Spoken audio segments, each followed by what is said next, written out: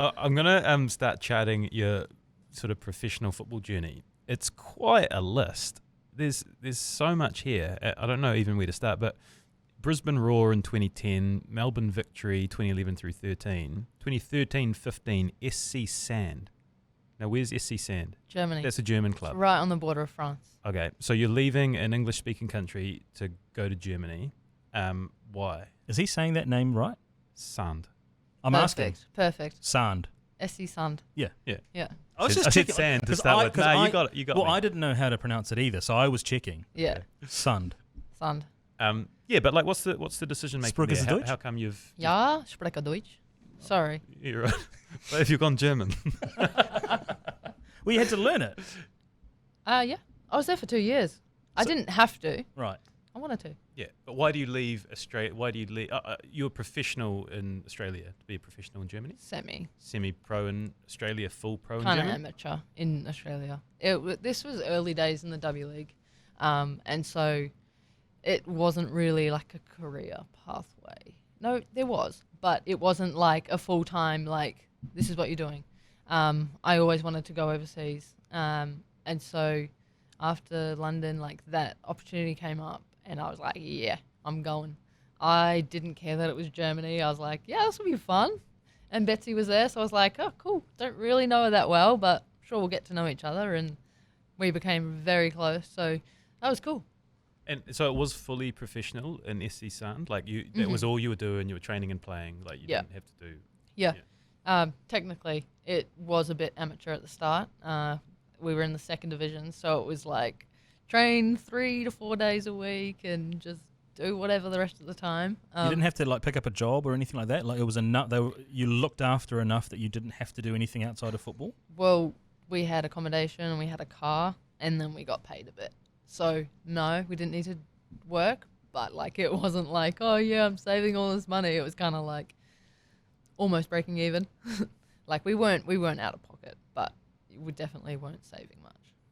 You bounced back to Australia for 2 years, Melbourne City, and then you're off to Seattle for 2017-18 season. Just another good opportunity in America. Try something different. Yeah, I mean, the W League at that stage was, I think, running for 3 to 4 months. So like, it's not very like you otherwise you're just training at home and playing maybe local league.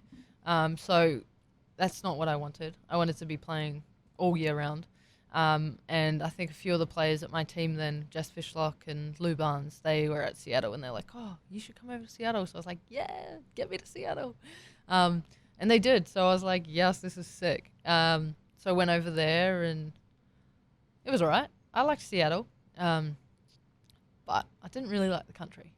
So I was like, get me out of here. How did it compare to New Jersey? Because you're in New Jersey for a season too, right? Well, I would have taken Seattle over New Jersey. Yeah, not a fan of New Jersey. No. It was kind of crazy. Like, you sign a contract. I signed a contract for 2 years, and I asked my agent, I was like, oh, this is 1 year plus 1 year, right? Like, if I don't like it, I can leave after a year. He's like, yeah, it's an option. It's an option. Turns out it's an option for the league and the club.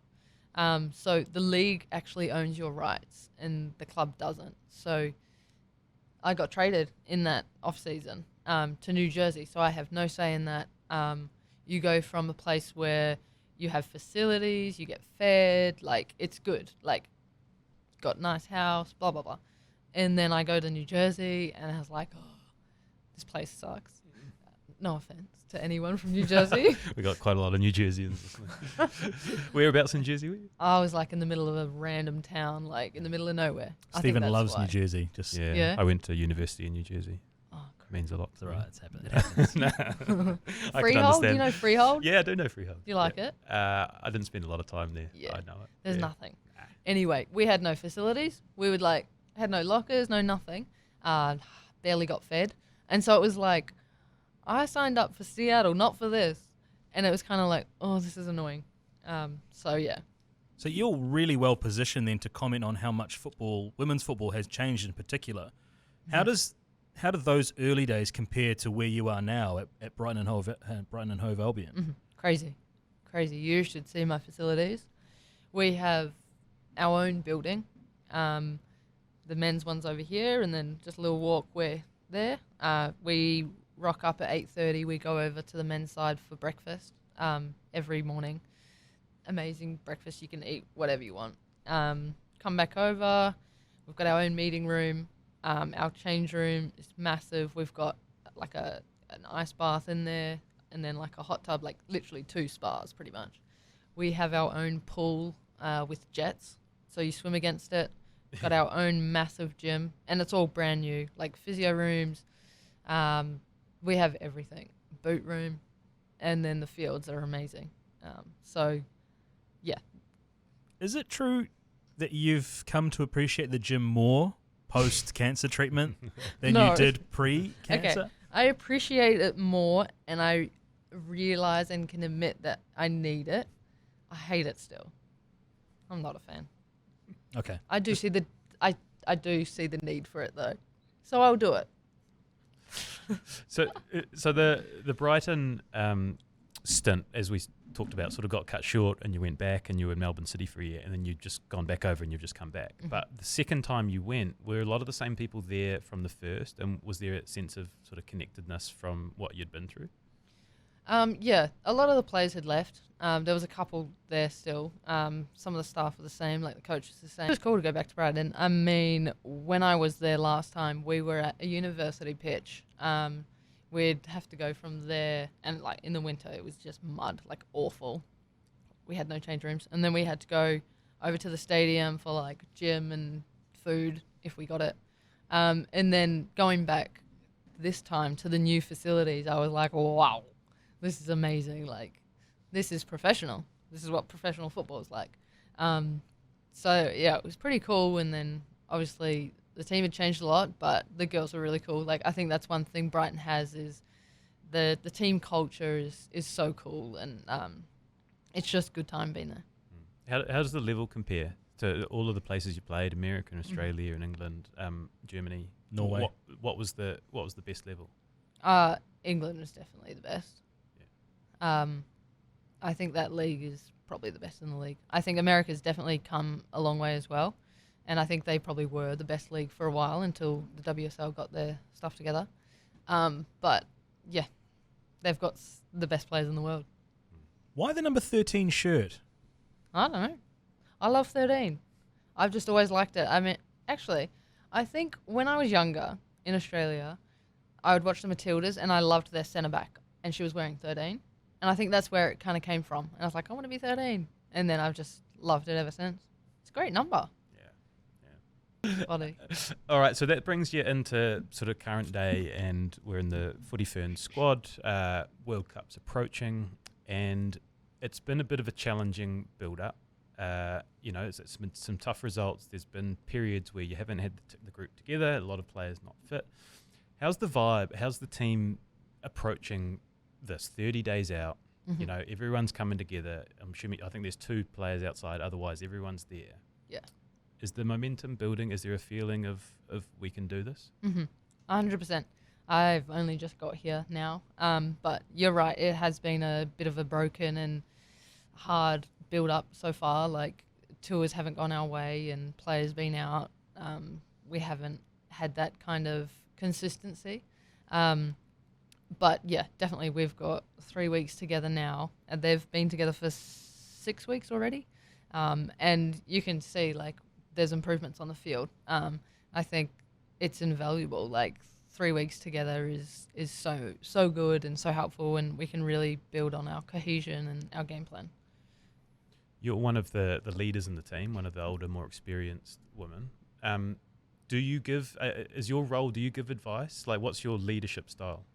Yeah, I just like to help people. On the field, say, if I see something, I just try and, if we have a break or something, I'll be like, oh, instead of doing this, maybe we do this, or whatever it is, in a certain, situation.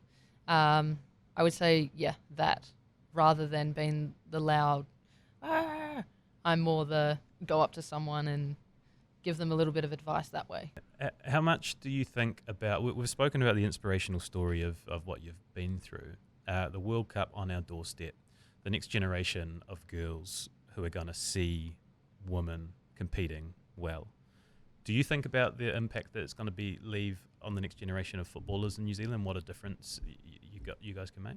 Yeah, I think it's huge. I don't think the New Zealand public has ever, well, not ever, but they haven't really had the access. Like this home World Cup is going to shine on us. We need to do well to try and help that as well, and be successful is probably the best way to do that, to inspire the girls. But yeah, I think it will make a huge impact. Was a home World Cup, was that a motivating factor? Well, not a motivating factor, but was that like a beacon that you could look forward to as well in the depths of your cancer kind of journey, to hold on to that hope of walking out in front of friends and family here in New Zealand? Yeah, it's huge. I mean, that was the goal. Like, going through that was the next big thing. Obviously, going back to club was big for me as well, but the World Cup was the biggest thing, especially a home World Cup. Like, you're blessed to even get that once in a lifetime. Like, that's crazy. So yeah, that was one of the biggest goals and motivations. I know it's been a hectic few days since you've been back. I know you were all over the show today, so we won't keep you much longer. Shay does have a few little quotes to read out, I think. Yep. Oh gosh, here we go. It's two of your former Football Ferns team managers, actually. So Ange, I just want to fact check something with Ange that she said, which is, Stotty's hilarious. I'm pretty sure she's mooned everyone out of the bus window a number of times. And I feel like most of the time I had to go to her room on tour, she'd always respond with, "I'm naked." What? Her words, not mine. I guess the first question is, have you been known to moon out of a team bus window? I think that was probably when I was younger. I'm a bit more mature now, but I'm not going to lie, I am a bit of a mooner. Just not out of the bus window anymore. Yeah, no. Especially But not at home. the other one, I don't remember the other one. It's probably true, but... Being naked in the room. Or saying it. Oh, right. I might not have been. Right. Okay, that's all right. But what she did say was, it's hard to put into words. Stotty is just an amazing human being, inspiring, compassionate, humble, a true professional. I remember everyone being devastated when they heard of her diagnosis, but she was such a trooper, incredibly headstrong and positive throughout. When you first came back into that Football Ferns environment, what was that feeling like? Because I know it's a special club, it's a special group, and people, because of the nature of club football, you're all around the world, so the opportunity to come together and all just be Kiwis together, was that heightened the first time back in the USA back in February 2022? Yeah. It was kind of like weird being back with the girls and stuff. Like, I don't know, it would have been at least a year and a bit since I'd been with the Ferns.